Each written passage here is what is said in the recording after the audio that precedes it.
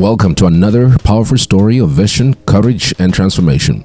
Today we spotlight one man, one name that echoes across Africa and beyond. Dr. Onyema, billionaire entrepreneur and CEO of Airline. When we speak of Dr. Onyema, we do not just speak of a man who built an airline. We speak of a dream where Africa is no longer a passenger in global aviation, but a pilot shaping its own destiny. Under his visionary leadership, Airline has grown into the largest black-owned airline in the world, lifting Nigeria and West Africa high into the skies of Europe, Middle East, and now South America. Airline is more than a company. It is a symbol of what happens when determination meets opportunity and when vision meets courage.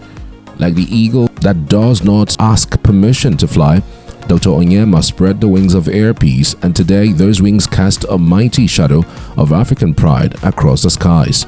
With a fleet of over 40 aircraft, including state-of-the-art Boeing 777s flying palaces of comfort and safety, and the modern Embraer jets for regional routes, Airline is equipped to dominate both long-haul international flights and short regional journeys.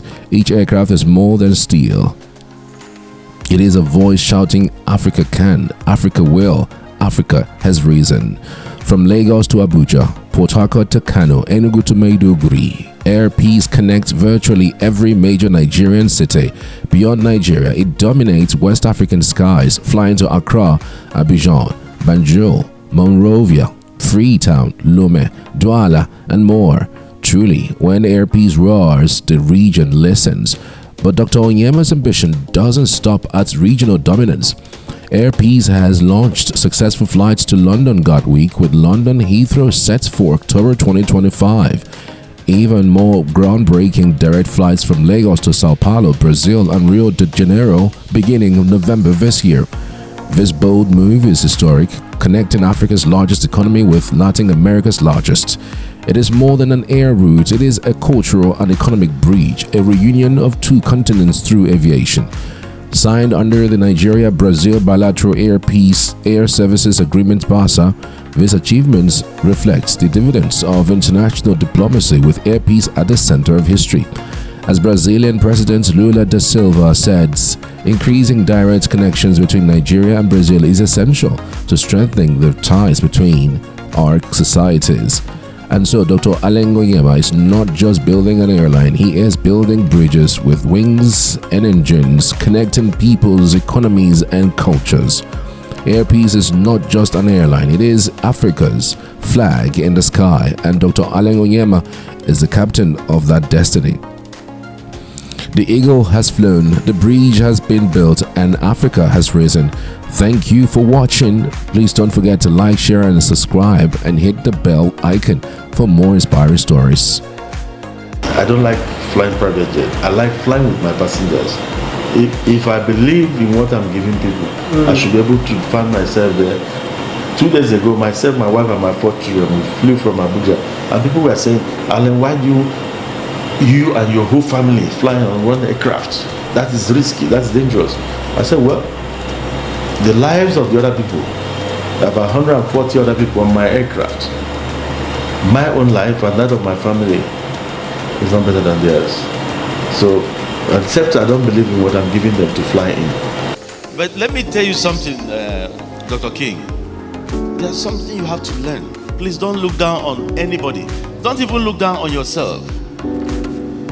Don't look down on anybody in your life, no matter what you are, no matter who you are. Never you ever, because God could use the next person to uplift you. When I was working in Oshodi, I had these garage boys. They were my friends, and one happened to belong to a family that had this large expanse of land in Alagbado. And he took me there to show me their property. I helped them to bring some buyers. A week later, after I got the employment, they sent for me, the entire family. They had about 400 plots of land. They said they were giving it to me to sell on behalf of the 400 plots yes, of land. Yes, in Alagbado. Apart from Nureni Yusuf, the former Air Vice Marshal, may so rest in peace, I don't think there was anybody who owned anything apart from families bigger than me by 1991 over there. So they gave me to sell. That's where you have AIT now and some other They gave them to me to sell for 5,000 naira in 1990. 400 plots of land. Yes, each one 5,000 naira. And what will be my own? I asked them. They said, anything you put on top is yours. We're not going to pay you commission. So I started settling. I saw the first 6 plots. The first thing I did was to go to National Concord, the Chief MKO Abiola's National Concord, one of the biggest newspapers in those days. I went there, I put my money there, run adverts, and was selling like hotcake. So if I'd sold 10 plots, I'll be making 50,000. In those days, 20,000 can buy you a brand new car. So I was making millions. And somebody advised me, Alan, start buying those properties yourself too. You have enough money.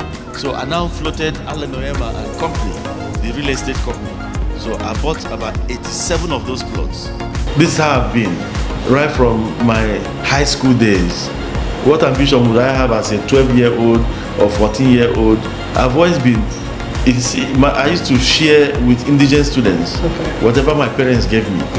Those poor students, I used to share my provisions with them. I could give my friends all my, and remain hungry. It's been like that. I've been like that from childhood. So I've always put out myself to provide solutions where solutions are actually needed. That's what I'm trying to say. Like in Epis, this company, I don't care about anything about money. After COVID, I recalled every staff of Epis. I restored them to 100% of their salaries.